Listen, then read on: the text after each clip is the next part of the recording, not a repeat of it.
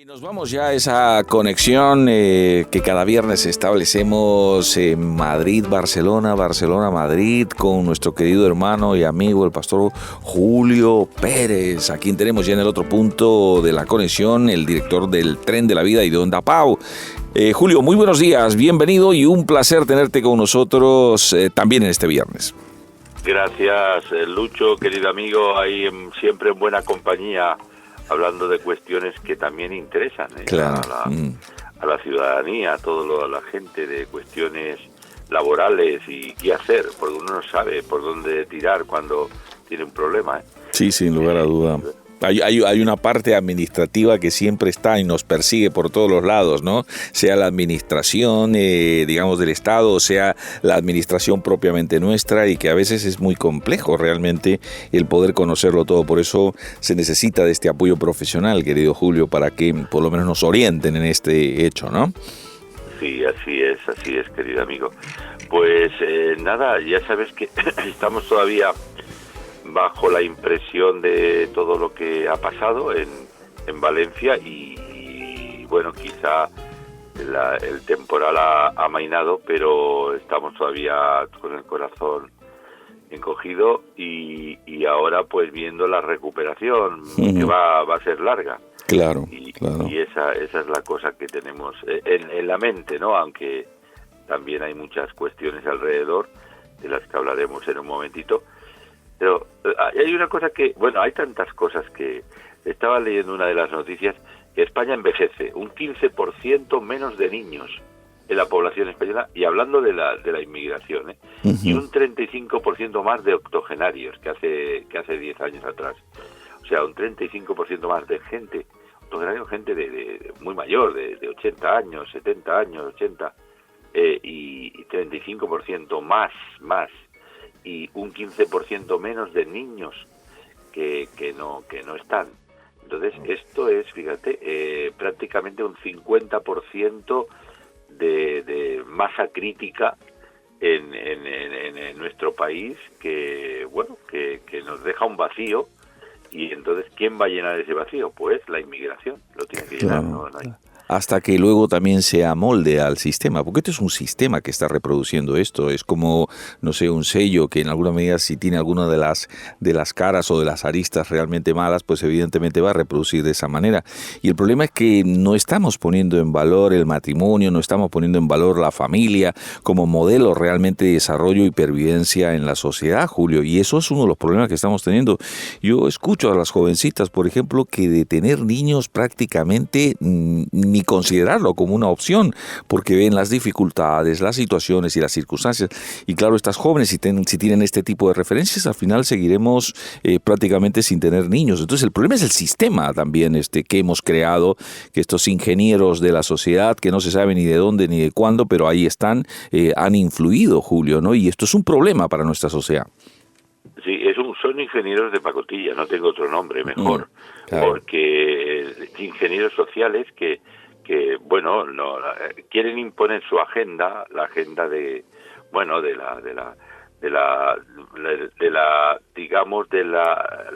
identidad humana. Se ha desdibujado tanto, las relaciones humanas también, la familia es otro tipo de familia, hay nombres de familias, creo que hay 10 o 12 tipos de familias.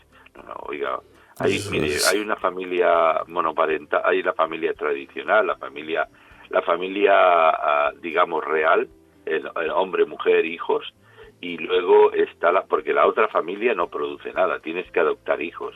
Claro. En estos casos la familia digamos de homosexual la homoparental tiene que tener hijos adoptados, pero la familia que produce hijos es la familia natural, ya vemos. Claro, sí. Y luego está la familia monoparental, que es las mujeres, por lo general más que los hombres, que tienen que llevar adelante a sus hijos porque se quedan solas con los hijos. Y estas familias, o sea, todo se está desilvanando, ¿no? Deshilachando.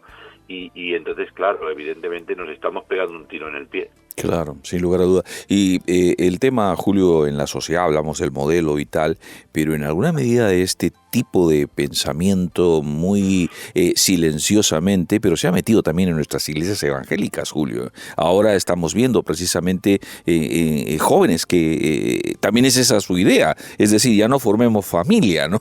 Cuando la familia ha sido ese núcleo que ha permitido no solamente la pervivencia de la sociedad, sino de la propia familia, el desarrollo, la identidad, la casa, la descendencia, todas estas cosas, Julio.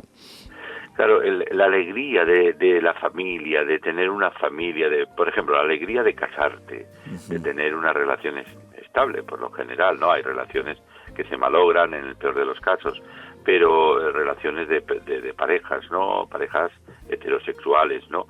Estoy hablando que se malogran. Pero en la mayoría, en muchos casos, la felicidad de formar un hogar, una familia, y si es posible, pues no haya otros factores, digamos, fisiológicos, que puedes tener hijos, la alegría de saber que tienes un hijo o dos hijos, claro, algunos incluso más, y formar esa familia, vivir el desarrollo de una familia de hijos que tú vas a criar y los vas a ver crecer, como te criaron a ti también. Claro. Y luego esa alegría de todas las relaciones humanas, colegios, idas, venidas, relaciones con otros padres, y bueno, y la alegría de oír el sonido de los niños, y el esfuerzo de criar a los hijos también, que forma parte elemental de la vida. Pero la comodidad, esto de vivir para uno mismo, de cuidado, hoy en día es un problema, y no más vale que muchas parejas pues deciden no tener hijos por comodidad, por el egoísmo de no ser molestados por nadie y de hacer lo que nos dé la gana y salir y entrar, que luego también aparecen crisis, porque y mucho más en las mujeres que en los hombres, porque se nota un vacío, ¿no? Es decir, nos falta algo de la esencia de la vida, que es un hijo, una hija. Sin lugar a duda, y eso es lo que pues genera todas esas dificultades y problemáticas. Así que no tiene una fácil solución. Tú fíjate el impacto que va a significar de que 25 millones de extranjeros estén en España en el horizonte del 2050. Fíjate, estamos hablando prácticamente de que cerca de un tercio, casi cerca de la mitad más bien de la población, Julio. Bueno, ¿Cómo va a ser este impacto? Es que no tenemos ni idea realmente, ¿no? Bueno, eso es así inevitablemente. Ahora ya la última estadística nos acerca ya a los 49 millones de habitantes en España. 49, casi 40, a punto de 49 millones. Es que además ese mestizaje, o sea, lo que sí que tenemos que asumir es el mestizaje de toda Europa, ¿no? Y cuidado, España no es una excepción aún. Los países de Alemania y de Francia, solamente de población musulmana, tienen 5 o 6 veces más que España. Claro, solamente, y luego de otras procedencias, claro. me refiero. También latinoamericanas, y exactamente. O sea, quiere decir que todavía mucho más. Y ellos también quieren contener la mano de obra. Por ejemplo, en Alemania hacía mucha falta. Luego, cuando hubo la crisis en Siria, bueno, pues más de 1 millón de sirios, más los millones de turcos que hay en Alemania, más tantos otros. En fin, Europa, Austria es la que quiere contener también, que tiene también un contingente importante de migrantes, pero está más prejuiciada con este tema, ¿no? De la inmigración. Y Italia también tiene muchos, o sea, toda Europa. Eso es inevitable. Yo no estoy tan seguro sobre el tema de la implantación decía, la implantación musulmana, de que será Europa. Yo no. Que sí, que la población musulmana crece y que van a tener una preponderancia, eso sí. Pero bueno, que se apoderen de Europa y de ese extremo yo no creo que llegue la cosa. Lo que sí llega a mucho es que va a haber un mestizaje en Europa, ya lo hay, pero lo va a haber mucho más todavía, de gente de todas las procedencias. Y aquí a España, si nos viene el contingente latinoamericano, no sé, es más propio, no sé, es más, Claro. más próximo, ¿no? Hay No resulta. elementos comunicantes en ambas Sí, culturas, ¿no? Que al fin y al cabo tienen unas raíces en común, sin lugar a duda. Pero países como, por ejemplo, Estados Unidos, que es un país que desde sus orígenes tiene este tema de la inmigración prácticamente en su ADN, ¿no? Y realmente es pues un espejo donde nos tenemos que mirar, porque es muy probable que todo ese horizonte, más tarde que más temprano, hemos de vivir, a ver cómo han podido resolver esto. Fíjate la importancia, y cambiando ya un poco de escenario y de tercio, la importancia del voto latino en este triunfo de Trump, Julio. Y curiosamente, fíjate tú, precisamente una de las propuestas más claras y contundentes de la campaña ha sido: vamos a expulsar a los inmigrantes. Y se suponía que eso iba a ser contraproducente, pero tal parece que dentro del propio voto latino hay una especie de desacuerdo en el tema de que vengan todos y a por todas, ¿me entiendes? Y entonces parece ser de que eso ha sido uno de los motivantes que ha hecho de que ese voto sea determinante y voten a alguien que aparentemente estaba en contra, de Julio, ¿no? Sí, es paradójico, esto sí, 35 millones de hispanos que hay en Estados Unidos y un contingente muy importante. Yo creo que más, Julio. Sí, Lo que podría ocurre ser. es de que hay mucho, bueno, hay 11 millones, se sabe que realmente pues ni van a votar ni nada por el estilo, porque es gente indocumentada, ¿no? Pero hay muchos más realmente que están allí en ese entorno, y eso es lo que en alguna medida va creciendo, y los equipos que han trabajado en las campañas de ambos candidatos han intentado captar precisamente este colectivo emergente, creciente y cada vez más consolidado en una sociedad americana. Pues estas sí son las paradojas de la vida. Yo que he visto sí que el contingente latino ha votado ampliamente a Donald Trump también. O sea que bueno, sí. Y luego Donald Trump es en este aspecto de la contención del movimiento migratorio. Bueno, él sí que está por la labor de atajarlo, o sea, muy claramente. Claro. Bueno, también lo intentó con aquello del muro entre México y tal, y empezó en algunas partes y se dejó y tal. Pero bueno, yo creo que en este nuevo mandato, que no puede tener nada más que una legislatura como mucho, pero con todo y con ello, yo creo que va a intentar contener esto y bueno, y expulsar a eso. Tú hablabas de esos 11 millones de indocumentados, ¿no? sí. O sea, sí, pues que sí se dice que quiere expulsar a muchos, o sea que... Claro. Pero Julio, de todas maneras te digo, esos 11 millones de indocumentados, sinceramente, esos 11 millones están trabajando la gran mayoría. O sea, hay una partida de la economía sumergida que funciona. O sea, a esa gente lo que deberían de hacer es regularizarlo, porque es parte de la economía que se necesita, la fuerza de trabajo, porque esa gente no está, que te digo, viviendo de gratis allí rascándose las orejas, está trabajando, sinceramente. El tema es que deberían de cuidar el tema de fronteras, es decir, que no entre más gente hasta poder asumir o buscar un tipo más encauzado de esa migración, porque es imposible realmente abrir fronteras y que entren todos por una cuestión humanitaria. Eso sería realmente inasumible como idea, ¿no? Y hay que ser sensatos también, porque a veces no nos pasamos en nuestro buenismo, ¿no? Hay elementos que desafortunadamente la economía pues marca. ¿Qué es lo que nos está pasando también a nosotros, Julio? Hay que racionalizar esto en el sentido de que hay que crear filtros. Aquí no puede venir el mundo entero y de cualquier manera, aparte porque se introducen elementos perturbadores también, y porque es un desbordamiento de pronto también. Hay que hacerlo de una forma ordenada pero no teníamos que tener un ministerio sobre inmigración. Teníamos un auténtico ministerio, pero en la política se está dando, y bueno, también en otros países igual, pero aquí en España se está improvisando mucho en muchas cosas. Mira, con la crisis de la Dana, lo que hemos visto, los sistemas de prevención, mínimos, cero, además no han funcionado.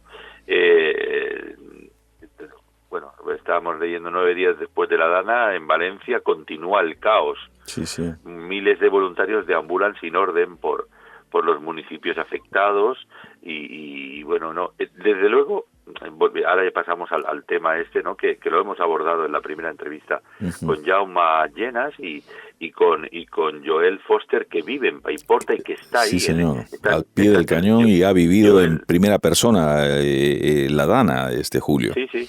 Sí, Joel nos cuenta por dentro todo cómo está la cosa y la verdad pues están ahí. Todo el mundo está haciendo lo que puede y más, ¿no? Pero lo que sí es cierto, y ya puede Rita la cantaora, como decimos en España, de venir, que Carlos Mazón es bueno, ahora sale al paso y tiene que salir y hace lo que, bueno, está intentando hacerlo lo mejor que tiene que hacer, porque ya era necesario, pero permíteme, es un incompetente.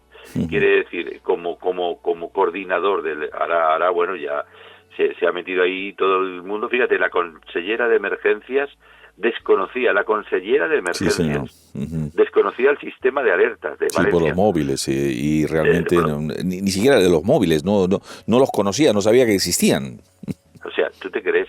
Y claro, y este hombre pues actuó tarde y además, no solo tarde, sino se nota que ha habido, bueno, ahora reunió a todo su gabinete para decir que necesitaban 31.000 millones para la... 31 o 41.000 millones, ¿no? 31 para la reconstrucción. Bueno, que es una inmensidad.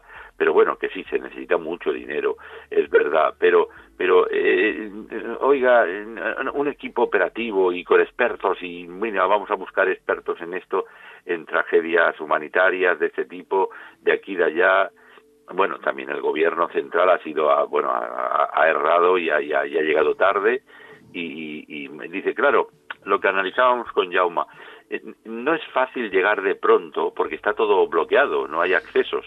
Claro, pero si lo primero que tienen que hacer es un operativo con maquinaria pesada, porque eso no lo van a hacer ya los voluntarios, por mucho que le pongan de interés. Y ya solamente el barro se empieza a solidificar y estamos hablando de 1 metro, 1,5 metros de barro que hay debajo. O sea, eso no lo van a sacar con palas. Luego, todo, digamos, lo que ha quedado de los muebles y todas esas montañas que estamos viendo en una calle que son más grandes que las personas que transitan. O sea, eso no lo van a sacar a pulmón, ¿no? Porque como decía Alejandro Lerner, por mucho todo a pulmón no lo va a poder hacer. Se necesita maquinaria, esos vehículos que se tienen que retirar. Y mira, esto es lo primero que habría que acometer realmente para empezar por lo menos a vislumbrar un poquito algo diferente y de esperanza, porque está la gente realmente rodeándose en medio del desastre, Julio, que los recuerda a cada instante, y ya un poco el cortisol, decían los psicólogos, va bajando y comienzas a ver realmente lo que ha quedado. O sea,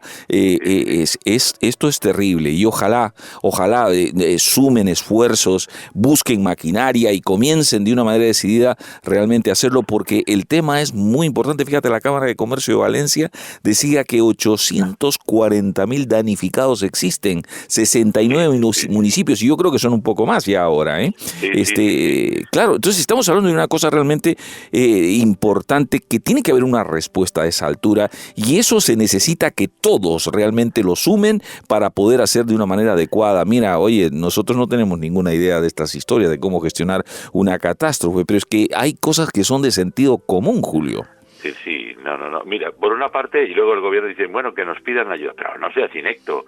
Decir esto, oiga, que nos es que yo te ayudo aunque no me pidas, luego ya me lo dirás. Claro. Que eres el gobierno del país, hombre, y la ministra Margarita Robles, o sea, ha tenido le decía una de las locutoras de televisión, decía, oiga, era el tercer día, no ha llegado el ejército todavía, a excepción del primer contingente de la UME que llegó para 1.200. Dice, tenía que haber 20.000 aquí, tal. Y no, pero que llegan tarde, pero además es que no han llegado. Y o sea, eso es lo primero. Los ingenieros, los zafadores, que con maquinaria y otros se pueden empezar a quitar eso. Es lo primero que tenían que haber hecho. Claro. Luego, en las labores más especializadas, la UME, gracias a Dios por la UME, que son más de unos... y ellos han estado desde primera hora y estaban esperando también la orden que al final le dieron, y pudieron inmediatamente empezar desde el primer momento a proceder a hacer su acometido allí en la zona digamos, catastrófica, Julio. Claro, entonces todo el ejército empieza a operar y a hacer un plano, es que esto es como una guerra, sí, señor, donde hay una situación de una contingencia, una eventualidad total, un estado de alarma general, y entonces montan un campamento central, un cuartel general, y entonces empiezan en la logística, bueno, están preparados para eso. Claro. Y entonces, pero bueno, eso no... ¿Y qué es el ejército de España? Que defiende a España, así que se corten esos rollos de que si la política, de que si viene el ejército, porque a ver qué va a pasar, que los militares... Aquí lo que hay que hacer es responder a una emergencia, Julio, y dejarnos de tanto ideologías y politiqueo y afrontar las cosas como son. No, es que el ejército es el que tiene que actuar fundamentalmente, es que el ejército está para eso. Claro que sí. O sea, el ejército, una guerra convencional, es muy difícil que España entre en una guerra convencional. El ejército está previsto, los 120.000 profesionales del ejército están preparados para este tipo de emergencias, claro. Aparte de hacer contingentes internacionales y todo eso, pero para emergencias nacionales de un terremoto, huracanes, lo que sea, devastaciones, lo que fuera. Lo que sea, el ejército está para eso en primera instancia, y entonces eso nadie lo puede discutir.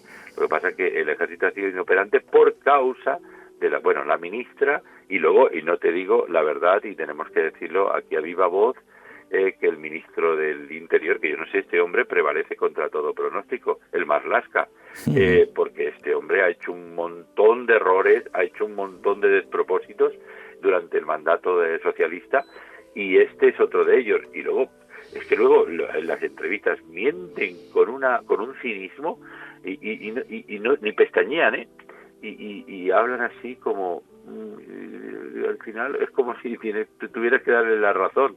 Claro. Y no, oiga, no nos cuenten cuentos, no cuentos chinos, claro. Sino cuentos de este tipo. Lo que tenían que hacer no lo han hecho, y ahora tienen que decir, miren, perdón, quizá cuesta mucho situarnos porque aquí ha pasado ese dicho popular español que dice, entre todos la mataron y ella sola se murió. Sí, señor. ¿Entiendes? En realidad, y oiga, que aquí lo que ha habido, la logística ha sido, y entonces, bueno, pues... Pero ahí, y Julio, mientras hablamos, ahí está la tarea para realizar. Ojalá alguien nos escuche y comience a proceder de esto. Fíjate los equipos que están rastreando para buscar las víctimas en los cauces de los barrancos, etcétera, etcétera. El barro se está solidificando, y una vez que se solidifique, será difícil poder recuperar realmente esos cadáveres. A esa gente hay que dejarla trabajar y reforzar precisamente para ir limpiando calles, ir intentando normalizar dentro de la normalidad, Julio. Sí, porque por eso el fango lo están mojando todos los días todavía para que no se enquiste, sí. Pero en fin, Julio, son las 9:50, no sé vos, es que esto realmente va a haber mucho más, y ojalá nuestros hermanos allí, el Señor, lo que sí que hay que ayude. Poner en valor y bueno, y también lo hemos hablado, es que esta es la primera entrevista tanto con Joel Foster, que nos informa sobre el terreno de lo que hay por dentro, de lo que está pasando, da gusto escucharlo, a Joel Foster, que está en Paiporta, perdón.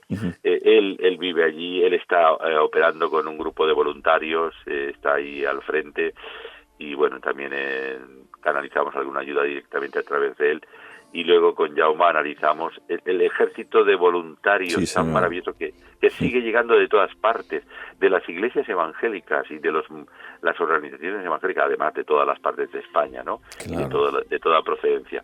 Pero las iglesias evangélicas se están movilizando masivamente. Es que está en nuestro ADN esto. Aquí dicen los voluntarios, nadie nos está dando pautas de nada. Claro. O sea, ellos todavía, salvo algún que otro caso, la mayoría están por iniciativa propia, se están organizando entre ellos. Sí. Me han enviado una canción de que el pueblo salva al pueblo, que bueno, muy bonita, te la voy a enviar. Se puede hasta pasar por la radio. Sí, claro que sí. Ahí estaremos emitiendo esta canción. Así que es muy importante esto que está señalando Julio, y ojalá pues evidentemente todo continúe, y que gracias al Señor por estos voluntarios, pero ya llega un momento en que no van a poder hacer más, porque es mucho lo que realmente queda allí y hace falta otro tipo de acción. Querido Julio, nos vamos ya con el sumario, aunque ya nos has adelantado la primera entrega, ¿no?, del Tren de la Vida. Sí, exactamente. Sobre todo te estoy pasando a tu WhatsApp la canción, por si la quieres ahí poner, que es realmente bonita, ¿eh? Uh-huh. Y la intérprete tiene una voz preciosa. sobre lo que está pasando allí, ¿no? De la mejor manera posible, no es insultante para nadie, solamente es sugerente, ¿no? Ni mucho menos. Y la verdad que, bueno, después de analizar un poco, con Jaume Llenas analizamos, claro, el fenómeno de las elecciones de Estados Unidos, y hicimos algunos apuntes, él de así en plano este récord. Bueno, pues finalmente Donald Trump ha ganado de una forma pues arrasadora, importante. No ha habido dudas, no ha habido necesidad de hacer un asalto al Capitolio y entonces, bueno, pues ya está, veremos a ver qué es lo que pasa ahora. Lo que sí, Estados Unidos se enfrenta a una etapa nueva, ¿no? Con un personaje muy peculiar como es Donald Trump. Y bueno, pues nada, pues tenemos que aceptarlo. Claro, las urnas han hablado y eso son el resultado que ha habido y tenemos que aceptarlo realmente. En ese sentido, digamos, la voluntad popular, ¿no? La voluntad del pueblo que realmente ha hablado, nunca mejor dicho. Así que evidentemente estaremos pendientes a ver de qué es lo que puede hacer, lo que va a hacer. Te digo, la población está muy contenta, sobre todo la población latina. Hoy entrevistábamos a un hermano, a Gilberto Daza, que está aquí, va a hacer toda una actividad, un concierto esta noche, y realmente nos contaban que ellos estaban muy esperanzados, que realmente pues y hay que respetar en alguna medida lo que ellos piensan y sienten también, ¿no? Aunque no nos gusta y realmente significa a veces una amenaza a nuestros productos españoles, ¿no? Como el aceite, el vino, yo qué sé, y todas las cosas que importamos por efecto de los aranceles, pero bueno, ya veremos a ver por dónde arranca la historia, ¿no? Y que Donald Trump es un personaje impredecible, predecible en algunas cosas, pero impredecible en otras. Te puede... claro. No sabes, ¿no? Fíjate, Julio, no tenemos tiempo, pero es curioso que estos personajes, este tipo de liderazgo, sociedades polarizadas, como en este caso Estados Unidos, están mirando este tipo de perfil de liderazgo fuerte, poco contradictorio, populista, pero que realmente tienen aparentemente la capacidad de hacerlo. Esto es una cuestión que sería interesante analizar. ¿Qué está pasando en el mundo, sobre todo en Occidente, ¿no? Con este tipo de elecciones, verdad, pero en fin, no nos va a dar tiempo, son ya hay 55, sí, bueno, adelante. Tenemos la segunda entrevista, la tenemos con Yudica Sola, psicoterapeuta infanto-juvenil, un tema muy interesante sobre los niños como víctimas de padres maltratadores. Wow. Cuando los niños están en esa especie de cárcel que no pueden salir porque son niños y no saben, bueno, a excepción de que la cosa vaya a mayores y alguno de esos niños denuncia a los padres porque son auténticos tiranos, ¿no? O una de las dos partes, o a veces los dos, por abandono y por inasistencia y por maltrato de todo tipo. También ella da casos ciertos, ¿no? Los niños como víctimas de padres maltratadores. Esto es una entrevista muy interesante con Judy Caso. Y finalmente estamos con Mario Escobar, hablando de otro personaje histórico, la influencia histórica de Agustín de Hipona, el padre de la Iglesia en el siglo V, este hombre que era un maestro de filosofía retórica, pero que luego fue uno de los obispos de Hipona, de que Hipona está en lo que hoy es Argelia, ¿no? Y bueno, fue un personaje ilustre y muy intelectualmente y teológicamente, y aportó mucho a la cristiandad, ¿no? Claro. De la época. Entonces, bueno, pues sus obras también, Confesiones, La ciudad de Dios y todo eso son obras muy bonitas. Oye, fíjate que una de las cosas que a veces no se destaca en el caso de Agustín de Hipona, que prácticamente es un adelantado a su época porque plantea las mismas cosas que luego va a plantear Albert Einstein, sobre el tema del espacio y del tiempo y sus capacidades que tiene. Eso ya lo planteaba él y esto lo dijo un especialista prácticamente en estos asuntos y materia. Es una obra realmente digna, es bastante enciclopédica su obra, sus capacidades que hay ahí. Como escritor también son muchas, pero evidentemente se necesita en ese sentido tener tiempo para poder hacerlo, ¿no? Así que, pero que me alegra con Mario Escobar, siempre es una delicia el poder escucharles y él siempre nos ilustra una persona muy bien informada y que realmente pues tiene para aportar. Querido Julio, lo que tengas ya para añadir, son las 9:57, no las 8, no, las 9:57, y así que lo que tengas para añadir, Julio. Bueno, solamente que voy a hacer una reflexión a través de mi blog en Protestante Digital, El Tren de la Vida, que aparece el sábado y ya toda la semana, sobre la solidaridad, ¿no? Sobre la solidaridad humana, y me emociona mucho ver la solidaridad de tantísima gente en mi país volcándose totalmente para socorrer a los necesitados de ayuda en esta crisis humanitaria de tan grave que estamos padeciendo, y me emociona y me hace sentir orgulloso de nuestra gente, de nuestro país, ¿no? Y entonces, bueno, hago algunos aportes desde la reflexión de la benignidad humana del pueblo español y de los que viven aquí, que también se han solidarizado todo el mundo, ¿no? Pero el pueblo español tiene ese perfil. Siempre hablamos de defectos, de algunas cosas feas, ¿no?